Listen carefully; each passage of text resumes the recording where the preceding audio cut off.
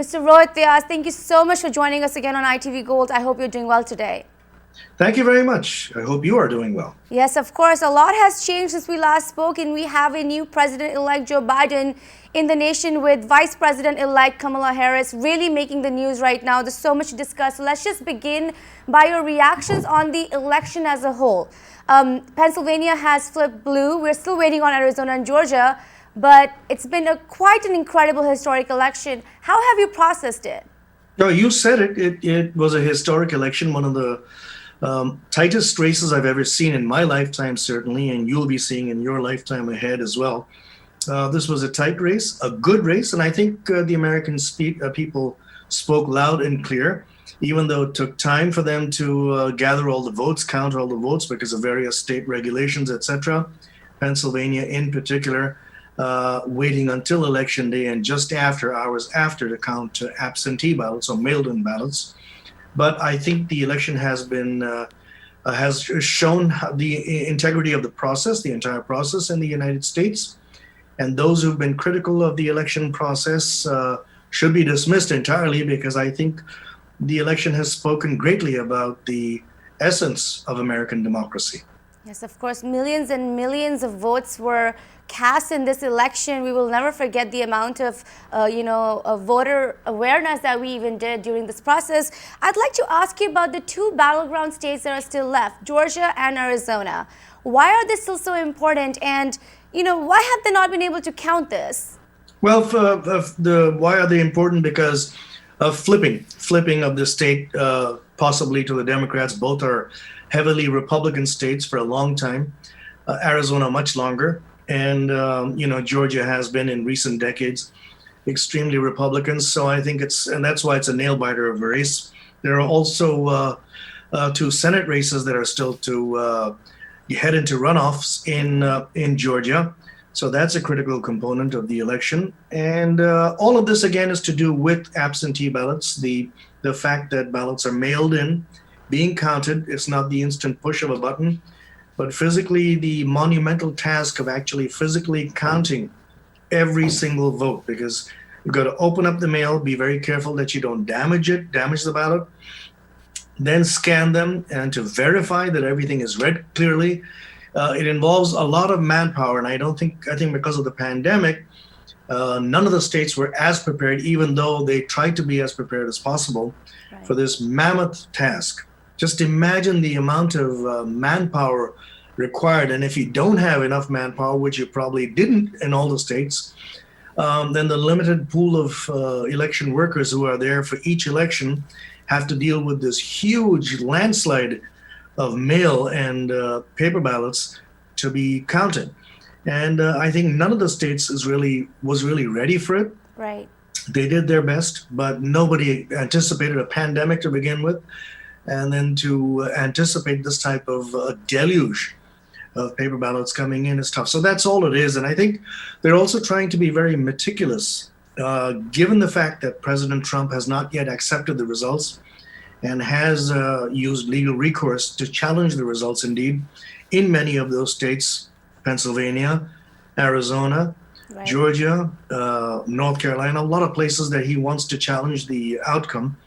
And that means recounts going on and things like that.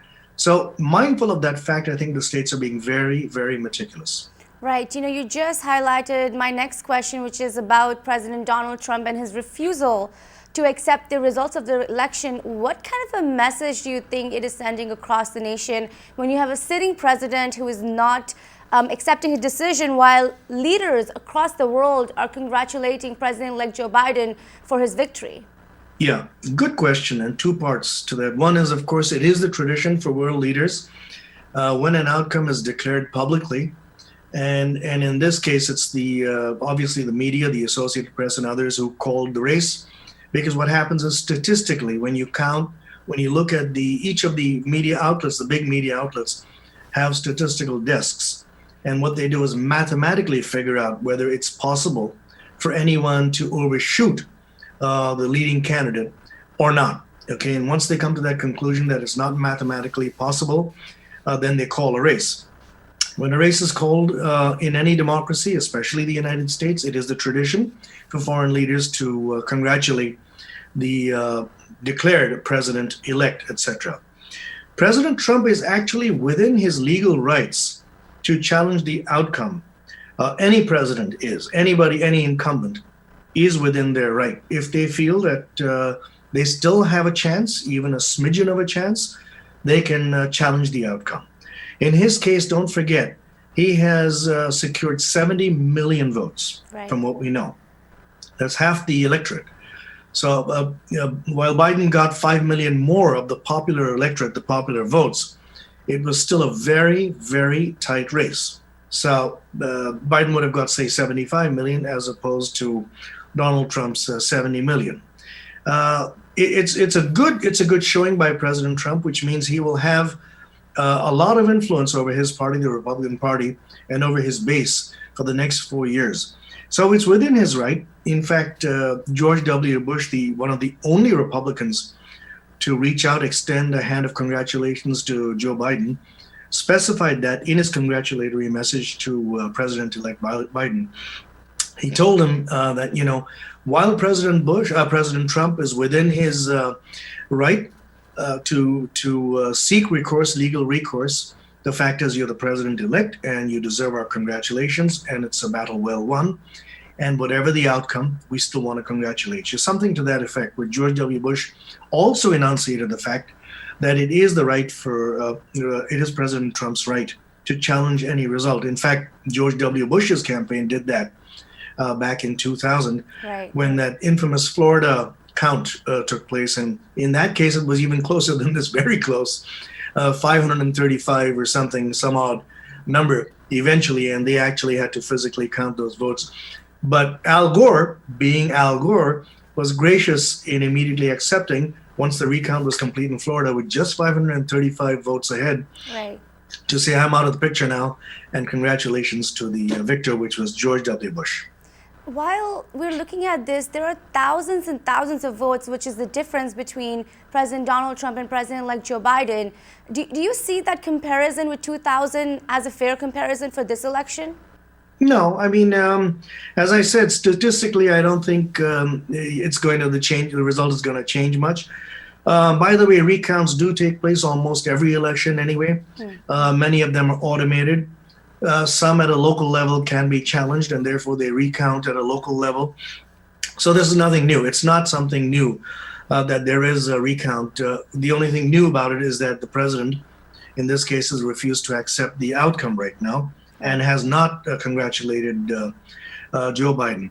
He might do so later if he is convinced. I'm hopeful that if he is convinced that he has been defeated without a doubt, then I'm sure he will go out there and congratulate Joe Biden. Right now, there is a bit of bitterness. I think he is incredulous at his own, at the fact that he could have lost, especially when he has 70 million people that did vote for him. Right.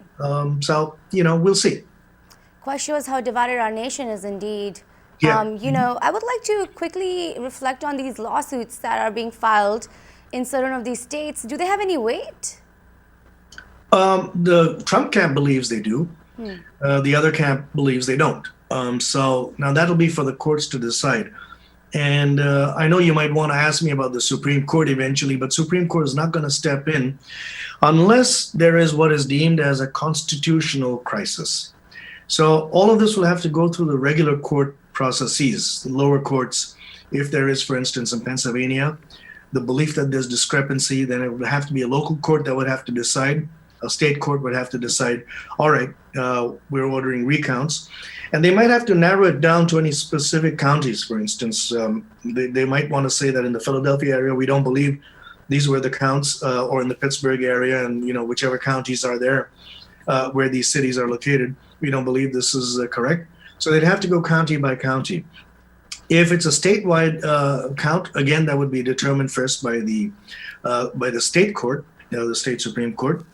And only if it's deemed to be a constitutional crisis, where if the president is able to prove that there is some malified operation going on here, something that's been engineered by a foreign power, something is seriously amiss, where this is a subversion of the US Constitution, then the Supreme Court can have a direct hand in taking a look at facts and figures involved with something like that. Otherwise, this will just go through a court process, probably all the way to Inauguration Day, and maybe there'll be no outcome whatsoever.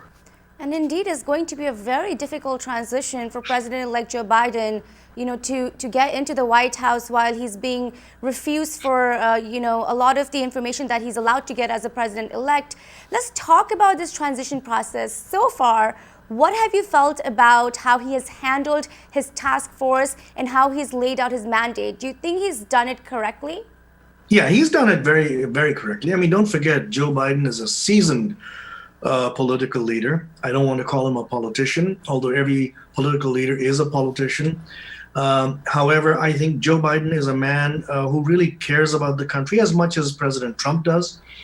Joe Biden has really had the experience that no one else has had, maybe, in his shoes. Senator John McCain was one of them. I think we talked about John McCain the last time we had this discussion. And Joe Biden, of course, he's someone who knows exactly how the process is supposed to work. He knows exactly what the American people need. So by setting up his COVID transition team and his COVID examination team, as it were, his action plan for COVID to battle the pandemic was one of the first things he had said he would do, because this is a crisis of huge proportions again that the whole world is battling. And they're looking to the United States for leadership in battling the pandemic. In the meantime, we got the good news from Pfizer that there is a potential vaccine in the offing which could offer 90% of protection against COVID. I'm skeptical that it could offer 90% because I'd like to see a lot more testing myself. But anyway, he's put in a team in place. He's put in a very competent individual who we all know, Dr. Vivek Murthy, who was the former Surgeon General under Barack Obama and who was fired by President Trump, but a very competent authority, and indeed has been featured on many television programs during this pandemic discussing how the pandemic should be battled and what should be the process followed by the United States at a federal level. And he is a big supporter of Dr. Anthony Fauci, incidentally, as well. So I think it's a very competent team that Biden has put in place. In terms of the transition, President Trump has made it very clear that there'll be no cooperation. His transition point person at the government office there in Washington has been staggering any kind of cooperation. In fact, hasn't offered any. This is a risk to national security. When there is a president-elect that has been declared president-elect, for us as a democracy, it is mandatory and it's absolutely obligatory on the part of both sides to start to cooperate. For instance, there should be joint intelligence briefings because you've got one president who's departing office and another president who's coming in. If there is no intelligence briefing, and there hasn't been any for Joe Biden, that's a national security risk. We've also had President Trump in this week fire Mark Esper, the defense secretary, another national security risk, and talk of firing the FBI director, Christopher Wray, and Gina Haspel, the CIA director. Very dangerous moves, in my opinion. You cannot be shaking up our national security apparatus at this time. This is exactly what the enemies of our democracy and the enemies of the United States are looking for, is to see signs of instability. That is why a transition is so crucial. That is why no matter who gets elected over the decades, over the centuries, there has been the tradition and the practice of having a smooth transition, right, where the president, the outgoing president, the incoming president enjoy joint intelligence briefings. Decisions are taken together, not singularly, because basically he's a lame duck president. It's a lame duck Congress, a lame duck Senate. So the two powers that be, the two executive authorities, which are the president and the incoming president, must cooperate, must be in the know of everything that's happening, so that should at the inauguration itself, something happens and there's a national security, one goes out, but the next one is ready to take over. Right, and it's going to be, again, a very not so smooth transition as we keep on seeing that. That's my fear. I hope there is. But yes, it's a matter of enormous concern. Then how do you look at Secretary of State Mike Pompeo today saying that there will be a smooth transition to a second Trump administration? It just seems like a lot of Republicans and a lot of people in the administration are just clearly refusing to accept the votes of the public of the United States. Yeah, it's extremely unusual. I've never seen this happen before. I don't think anybody in the United States has seen this before, and I can't explain it other than he truly believes that President Trump has a chance. And if he believes that, he believes it, and he can say what he wants. He's still the Secretary of State, even though a lame duck Secretary of State. But he is the Secretary of State, and he can say what he wishes. I mean, I'm sure that anybody else in his position would not have, but if he feels like saying it, he will say it. And so there's really no comment I can offer other than, loyalty. There's loyalty to President Trump, and in a sense, that's a good thing. But at the same time, I think when you're in a position of leadership, you got to accept reality and just move ahead. That goes for all parties and whoever is there. If it's a Democrat, I'd say the same thing. A Republican, an independent, a libertarian, a liberal, a real extreme liberal, whoever. Right. The same rules should apply to them all. You just mentioned former U.S. General Vivek Murthy, who is going to lead the coronavirus task force for President-elect Joe Biden. Another South Asian, we've seen a lot of South Asian Americans being involved in the Biden-Harris campaign. Where do you see the relationship between the South Asian American community and the Biden-Harris administration go when we are looking at next year? It'll be good. It should be very good. I think both parties have long realized the value of the Indian American and South Asian American community. And, just as our community has supporters, those who prefer the Republicans and those who prefer Democrats, whichever party wins, they're going to certainly reach out to the best in our community. And you and I know we have a lot of people who are the best in the world in our community, very qualified individuals, very intelligent individuals, very successful individuals, highly professional people who will be an asset to any administration, Democrat or Republican. President Trump had a number of Indian American appointees, a number of South Asian American appointees, and President-elect Biden, I'm sure, will name a number of Indian Americans, South Asian Americans, in his upcoming cabinet structure as well. After seeing such a great participation of the South Asian American community in this election, what do you think we need to focus on while we see this transition happen? Whatever benefits our community, whatever benefits America. I think that's what we need to focus on. We need to focus on what is good for our seniors. We have a lot of our community now becoming senior citizens. What's good for them, etc. In other words, we got to be a part of the fabric even more than we've been. And this I'm directing to the first generation immigrants who have come to this country back in the 80s and the 70s and even the 90s, etc. But now all of you have children. You've got kids who are second generation Americans. And that's why I drew the distinction between the first generation of South Asians and Indian Americans specifically, comparing them to the second generation. The first generation were more concerned about the relationship between the United States and the motherland, India. They were also concerned about certain other issues that affected them specifically. But the younger generation is completely American, the new generation that has been born and raised here. They're colorblind to begin with. They don't see, white, brown, yellow, black, or anything like that. If they've suffered injustices in school, for instance, then those are issues that affect them. But for the most part, the younger generation has a different type of thinking and will be very involved in the election processes because I think, specifically Kamala Harris is being the first woman, Right. the first woman of color, an African, an Indian American, being the vice president now is a big deal. It'll galvanize a lot of our community to think there's hope for all of them. Yeah, and such a great moment for women empowerment to see the first ever woman vice president elect who happens to be South Asian and African American. I only have two questions left for you. What are your comments on the Congress and all four Indian American congressmen and women being elected again to what they're calling the Samosa Caucus? Yeah, I think that was a great. That was great. I mean, that means all of them are well accomplished and well respected within their constituencies, and I think it's again a mark of excellence for the community that all the Indian Americans are back in Congress. Right. No one suffered any big losses.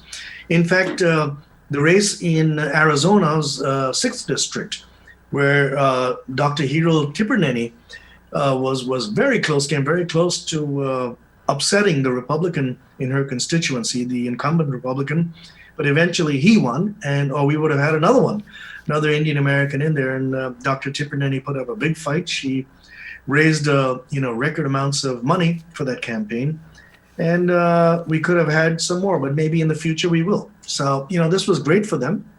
I think the composition, Congress needs to look at itself though a bit, which means the Democratic Party has to look at itself, because they did lose a number of seats to the Republicans, even though they still have the majority. I would caution the Democratic Party to look at itself, look within, and figure out what went wrong. My suspicion is that the liberal wing of the party, there's a lot of division within the Democrats themselves, and I think the liberal wing didn't like the way the rest of the Democratic Party was going, its old methods of operation. And that's going to be something for them to start to take a look at. For instance, Alexandria Ocasio-Cortez and her followers, the same people, members of Congress who think the same like her. Right. That's going to be a force to reckon with the Democratic Party. The Senate, we got a couple of runoffs coming, so the balance might change. I'm not so sure it will. It'll be with the Republicans. So again, the Democratic Party needs to examine itself at the down ballot level, as I've mentioned to you before. And finally, the magic question is, what is going to happen in the month of November, December, up until January 20th? What do you foresee? If President Trump doesn't accept the results, and he goes through all the processes and still doesn't accept the results, it'll get a bit sticky toward Inauguration Day. It'll get a little difficult. We haven't had a situation like that.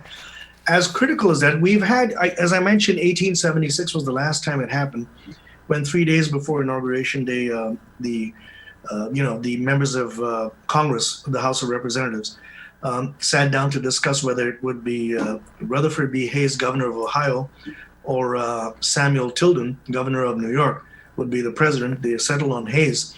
Actual backroom chats where that happened. But now we have a situation where you have a president who's challenging the legality of the votes. So we have to see what happens when the court process is exhausted. Then what happens? Like I said, it'll just have to be a handover, and that's it. Maybe President Trump will cooperate with Joe Biden by that time. And if he doesn't, Joe Biden will just have to pick up the threads on the 20th of January when he is inaugurated. Wow.